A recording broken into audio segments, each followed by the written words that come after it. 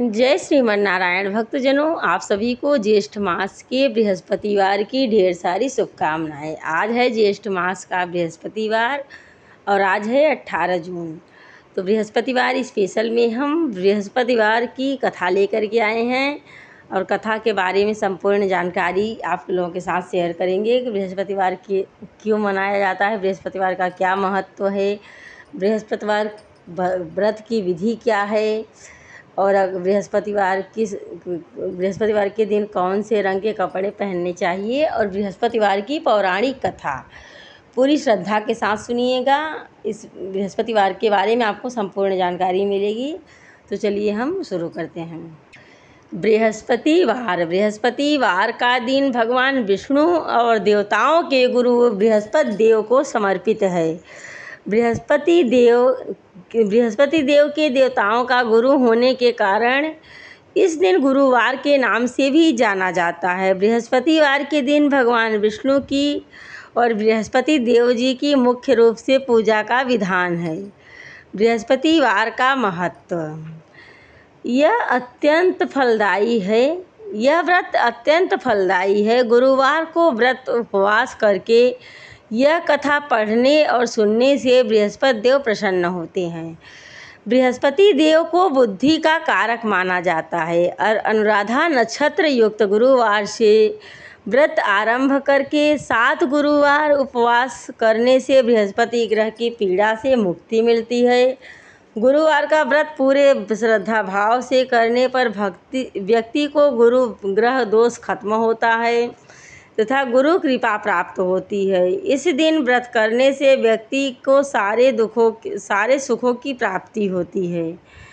बृहस्पतिवार व्रत की विधि, पौष मास को छोड़कर किसी भी हिंदी महीने से बृहस्पति व्रत की शुरुआत कर सकते हैं। व्रत की शुरुआत शुक्ल पक्ष से करना शुभ माना जाता है।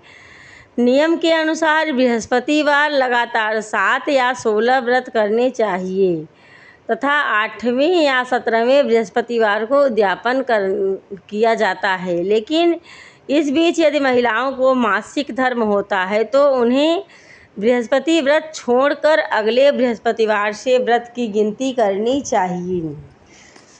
गुरुवार की पूजा विधि विधान के अनुसार की जानी चाहिए। व्रत वाले दिन सुबह उठकर बृहस्पति देव की पूजा करना चाहिए। बृहस्पति देव का पूजन पीली वस्तुओं, पीले फूल, चने की दाल, मुनक्का, पीली मिठाई, पीले चावल और हल्दी चढ़ाकर करनी चाहिए। अगर ये पूजा केले के पेड़ के सामने कर सके तो छोटा पीला कपड़ा चढ़ाएं। पूजा के लिए एक लोटे में जल रखिए, उसमें थोड़ी सी हल्दी डालकर भगवान को केले के पेड़ को स्नान कराएं। इसके बाद उस लोटे में गुड़ और चने की दाल डाल दें और अगर आप केले के पेड़ की पूजा कर रहे हैं तो उसी पर उसे डाल दें। भगवान का हल्दी या चंदन से तिलक करें, पीला चावल चढ़ाएं, घी का दीपक जलाएं, व्रत कथा का पाठ करें या श्रवण करें। कथा के बाद में उपले पर हवन करें। गाय के उपले पर घी डालकर अग्नि प्रज्वलित कर लें और उस पर हवन सामग्री डालें। गुड़ और चने की आहुति देकर 5 या 7 या 11 बार ओम गुं गुरुवे नमः मंत्र का जाप करें।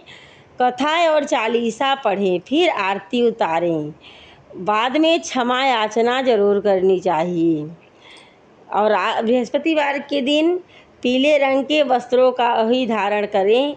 अगर पीले वस्त्र ना हो तो नारंगी रंग के कपड़े भी, ऑरेंज रंग के कपड़े भी आप पहन सकते हैं। बृहस्पतिवार व्रत की पौराणिक कथा।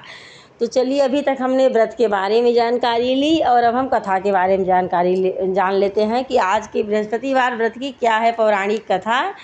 और अगर आप हमारे चैनल पर नए हैं तो प्लीज़ चैनल को सब्सक्राइब कर लीजिएगा और सब्सक्राइब करने के बाद बेल आइकन ज़रूर दबा लीजिएगा, जिससे हम जो भी नया वीडियो लेकर के आए उसका नोटिफिकेशन आपको तुरंत ही मिल जाए। प्राचीन समय की बात है, एक नगर में बड़ा व्यापारी रहता था। वह जहाज़ों से माल लदवाकर दूसरे देशों में भेजा करता था। वह जिस प्रकार अधिक धन कमाता था, उसी प्रकार जी खोलकर दान भी करता था। परंतु उसकी पत्नी अत्यंत कंजूस थी। वह किसी को एक दमड़ी भी नहीं देने देती थी। एक बार सेठ जब दूसरे देश व्यापार करने गया, तो पीछे से बृहस्पति देव ने साधु वेश में उसकी पत्नी से भिक्षा मांगी। व्यापारी की पत्नी बृहस्पति देव से बोली, हे साधु महाराज, मैं इस दान पुण्य से तंग आ गई हूँ। यदि कोई ऐसा उपाय बताइए जिससे मेरा सारा धन नष्ट हो जाए और मैं आराम से रह सकूं। मैं धन लुटता हुआ नहीं देख सकती। बृहस्पति देव ने कहा, हे देवी, तुम बड़ी विचित्र हो। संतान और धन से कोई दुखी होता है। अगर अधिक धन है तो इसे शुभ कार्यों में लगाओ, कुंवारी कन्याओं के विवाह करवाओ, विद्यालय बाग बगीचे का निर्माण करवाओ। ऐसे पुण्य कार्य करने से तुम्हारा लोक परलोक सार्थक हो सकता है। परंतु साधु की इन बातों से व्यापारी की पत्नी खुशी नहीं हुई। उसने कहा, मुझे ऐसे धन की क्या आवश्यकता ही नहीं है जिसे मैं दान दूं। तब बृहस्पति देव बोले, यदि तुम्हारी इच्छा है तो तुम एक उपाय करना। 7 बृहस्पतिवार घर को लीपना, अपने केशों को पीली मिट्टी से धोना, केशों को धोते समय स्नान करना, व्यापारी से हजामत बनाने को कहना, भोजन में मांस मदिरा खाना, कपड़े अपने घर धोना। ऐसा करने से तुम्हारा धन नष्ट हो जाएगा। इतना कहकर बृहस्पति देव अंतर ध्यान हो गए। व्यापारी की पत्नी बृहस्पति देव के कहे अनुसार 7 बृहस्पतिवार वैसा ही करने का निश्चय किया। केवल 3 ही बृहस्पतिवार बीते, उसकी समस्त संपत्ति नष्ट हो गई और वह परलोक सिधार गई। जब व्यापारी वापस आया तो उसने देखा कि उसका सब कुछ नष्ट हो चुका था। उस व्यापारी ने अपनी पुत्री को सांत्वना दी और दूसरे नगर जाकर बस गया। वहाँ वह जंगल में लकड़ी काट कर लाता और शहर में बेचता। इस तरह वह अपना जीवन व्यतीत करने लगा। एक दिन उसकी पुत्री ने दही खाने की इच्छा प्रकट की, लेकिन व्यापारी के पास दही खाने के पैसे भी नहीं थे। वह अपनी पुत्री को आश्वासन देकर जंगल में लकड़ी काटने को चला गया। वहाँ एक वृक्ष के नीचे बैठकर अपनी पूर्व दशा का विचार करके रोने लगा। उस समय बृहस्पति देव वहाँ उपस्थित हुए, रोने लगा। और उस दिन बृहस्पति देव वहाँ उपस्थित हुए, साधु वेश के रूप में साधु वेश बनाकर उस सेठ के पास आए और बोले, हे मनुष्य, तू इस जंगल में किस चिंता में बैठा है। तब व्यापारी बोला, आप सब जानते हैं। इतना कहकर व्यापारी अपनी कहानी सुनाकर रो पड़ा। बृहस्पति देव बोले, देखो बेटा, तुम्हारी पत्नी ने बृहस्पति देव का अपमान किया था, इसी कारण तुम्हारा यह हाल हुआ। लेकिन अब तुम किसी प्रकार की चिंता मत करो। तुम गुरुवार के दिन बृहस्पति देव का पाठ करो। 2 पैसे के चने गुड़ लेकर जल के लोटे में शक्कर डालकर और वह अमृत प्रसाद अपने परिवार के सदस्यों और कथा सुनने वालों को बांट दो। स्वयं भी प्रसाद को चरणामृत लो। अगर तो भगवान तुम्हारा अवश्य कल्याण करेंगे। साधु की बात सुनकर व्यापारी बोला, महाराज, मुझे तो इतना भी नहीं बचता कि मैं अपनी पुत्री को दही लाकर दे सकूं। इस पर साधु जी बोले, तुम लकड़ियां शहर में बेचने के लिए जाओ, जिससे तुम्हारे सारे कार्य सिद्ध होंगे। उसने लकड़ियां काटी और शहर में बेचने के लिए चल पड़ा। उसकी लकड़ियां अच्छे दाम में बिक गई, जिससे उसने अपनी पुत्री को दही लाकर खिलाई और गुरुवार की कथा हेतु चना गुड़ लेकर कथा की और प्रसाद बांटकर स्वयं भी खाया। उसी दिन से उसकी सभी कठिनाइयां दूर होने लगी। परंतु अगले बृहस्पतिवार को वह कथा करना भूल गया।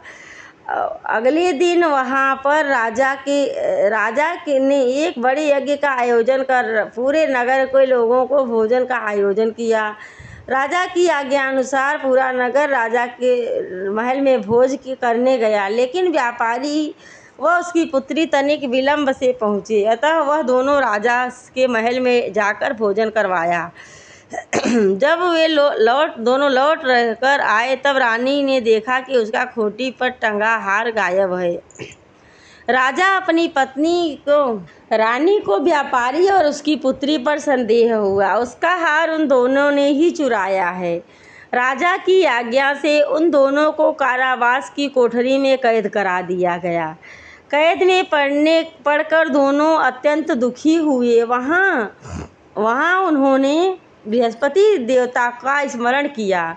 बृहस्पति देव ने प्रकट होकर व्यापारी को उसकी भूल का आभास कराया और उन्हें सलाह दी कि गुरुवार के दिन कैद खाने के दरवाजे पर तुम्हें 2 पैसे मिलेंगे। उनसे तुम चने का और मुनक्का मंगवाकर विधि पूर्वक बृहस्पति देव का पूजन करना, तुम्हारे सब दुख दूर हो जाएंगे। बृहस्पतिवार को कैद खाने में ही द्वार पर 2 पैसे मिले। बाहर सड़क पर एक स्त्री जा रही थी। व्यापारी ने उसे बुलाकर गुड़ और चने लाने को कहा।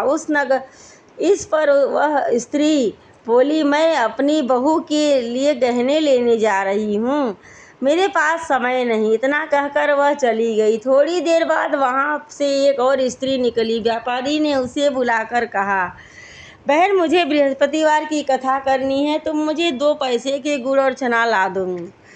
बृहस्पति देव का नाम सुनकर वह स्त्री बोली, भाई, मैं तुम्हें अभी गुड़ चना लाकर देती हूँ। मेरा इकलौता पुत्र मर गया है, मैं उसके लिए कफन लेने जा रही हूँ, लेकिन मैं पहले तुम्हारा काम करूँगी, उसके बाद अपने पुत्र के लिए कफन लाऊँगी।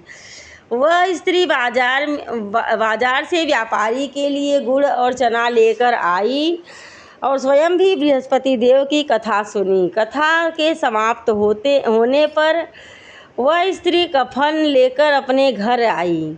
घर पर लोग उसके पुत्र की लाश को राम नाम सत्य है कहते हुए शमशान ले जाने की तैयारी कर रहे थे। स्त्री बोली, मुझे अपने लड़के का मुख देख लेने दो। अपने पुत्र का मुख देखकर उस स्त्री ने उसके मुंह में प्रसाद और चरणामृत डाला। प्रसाद और चरणामृत के प्रभाव से वह पुनः जीवित हो गया। पहली स्त्री जिसने बृहस्पति देव का निरादर किया, वह अपने पुत्र के विवाह हेतु पुत्र वधू के लिए गहने लेकर लौटी और जैसे ही उसका पुत्र घोड़ी पर बैठकर निकला, वैसे ही घोड़ी से उछाल मारी और घोड़ी से गिरकर वह मर गया। यह देख स्त्री रो रो कर बृहस्पति देव से क्षमा याचना करने लगी। उस स्त्री की याचना से बृहस्पति देव साधु वेश में वहां पहुंचकर कहने लगे, देवी, तुम्हें अधिक विलाप करने की आवश्यकता नहीं, यह बृहस्पति देव का अनादर करने के कारण हुआ है। तुम वापस जाकर मेरे भक्त से क्षमा मांगकर कथा सुनो, तभी तुम्हारी मनोकामना पूर्ण होगी। जेल में जाकर उस स्त्री ने व्यापारी से क्षमा मांगी और कथा सुनी। कथा के उपरांत वह प्रसाद और चरणामृत लेकर अपने घर वापस आई। घर आकर उसने चरणामृत अपने मृत पुत्र के मुख में डाला। चरणामृत के प्रभाव से उसका पुत्र जीवित हो गया। उसी रात बृहस्पति देव ने राजा के सपने में आए और बोले, हे राजन, तूने जिस व्यापारी को उसके पुत्री को कैद में रखा है वह बिल्कुल निर्दोष है। तुम्हारी रानी का हार वहीं खूंटी पर टंगा है। दिन निकला तो राजा रानी ने हार खूंटी पर लटका हुआ देखा। राजा ने उस व्यापारी और उसकी पुत्री को रिहा कर दिया और उन्हें आधा राज्य देकर उसकी पुत्री का विवाह उच्च कुल में कर दहेज में हीरे जवाहरात दिए। इस प्रकार से बृहस्पति देव ने अपने भक्तों पर कृपा की। उसी प्रकार से बृहस्पति देव हम सब पे अपनी कृपा करें। और यहाँ पे बृहस्पति देव की व्रत कथा समाप्त होती है। कथा के बाद आप आरती जरूर करें। उसके बाद आप कथा के बाद आप चालीसा पाठ करें, फिर उसके बाद आरती करें। तो चलिए हम चालीसा पाठ भी कर लेते हैं। श्री विष्णु चालीसा दोहा। विष्णु सुनिए विनती मम, सेवक की चितलाय। कीरत कुछ वर्णन करूं, दीजिए ज्ञान बढ़ाए। की चौपाई। नमो विष्णु भगवान खरारी, कष्ट न सामन अखिल बिहारी। प्रबल जगत में शक्ति तुम्हारी, त्रिभुवन फैल रही उजियारी। सुंदर रूप मनोहर सूरति, सरल स्वभाव मोहनी मूरत। तन पर पीतांबर अति सोहत, वैजंती माला मन मोहत। शंख चक्र कर गदा विराजे, देखत दैत्य असुर दल भाजे। सत्य धर्म मद लोभन गाजे, काम क्रोध मद लोभन छाजे। संत भक्त सज्जन मन रंजन, धनुजय सर दुष्टन दल गंजन। सुख उपजाय कष्ट सब भंजन, दोष मिटाय करत जन सज्जन। पाप काट भव सिंधु उतारण, कष्ट नाश कर भक्त उबारण। करत अनेक रूप प्रभु धारण, केवल आप भक्ति के कारण। धरणी धेनु बस तुम्हि पुकारा, तब तुम रूप राम का धारा। भार उतार असुर दल मारा, रावण आदिक को संहारा। आप बराह रूप बनाया, हिरण्याक्ष को मार गिराया। धर्मत्स तन सिंधु बनाया, 14 रत्नन को निकलाया। अमिलख असुरन द्वंद मचाया, रूप मोहनी आप दिखाया। देवन को अमृत पान कराया, असुरन को छवि से बहलाया। कूर्म रूप धरि सिंधु मझाया, मंद्राचल गिरि तुरत उठाया। शंकर का तुम फंद छुड़ाया, भस्मासुर को रूप दिखाया। वेदन को जब असुर डुबाया, कर प्रबंध उन्हें ढूंढवाया। मोहित बन कर खलहि नचाया, उसही कर से भस्म कराया। असुर जलंधर अति बलदाई, शंकर से उनकी न लड़ाई। हार पार शिव सकल बनाई, कीन सती से छल खल जाई। सुमिरत कीन तुम्हें शिवरानी, बतलाई तब विपति भवानी। सुमिरन कीन तुम्हें शिवरानी, बतलाई तब विपति कहानी। तब तुम बने मुनीश्वर ज्ञानी, वृंदा की सब सुरति भुलानी। देखत तीन तनुज शैतानी, वृंदाया तुम्हें लपटानी। हो इस पर सधर्म क्षति हानि, हनाय सुर उर शिव शैतानी। तुमने ध्रुव प्रहलाद उबारे, हिरणाकुश आदिक खल मारे। गणिकाय और अजामिल तारे, बहुत भक्त भव सिंधु तारे। हरहु सकल संताप हमारे, कृपा करऊँ हरि सिरजनहारे। देखऊँ मैं निज दरस तुम्हारे, दीन बंधु भक्त हितकारे। चहत आपको सेवक दर्शन, करऊँ दया अपनी मधुसूदन। जानू नहीं योग्य जप पूजन, होय यज्ञ स्तुति अनुमोदन। शील दया संतोष सुलक्षण, विदित नहीं व्रत बोध विलक्षण। करऊँ आपका किस विधि पूजन, कुमति विलोक होत दुख भीषण, करहु प्रणाम कौन विधि सुमिरन, कौन भांति मैं करहु समर्पण, सुर मुनि करत सदा सेवकाई, हर्षित रहत परम गति पाई, दीन दुखित पर सदा सहाई, निज जान जान लेव अपनाई, पाप दोष संताप नसाओ,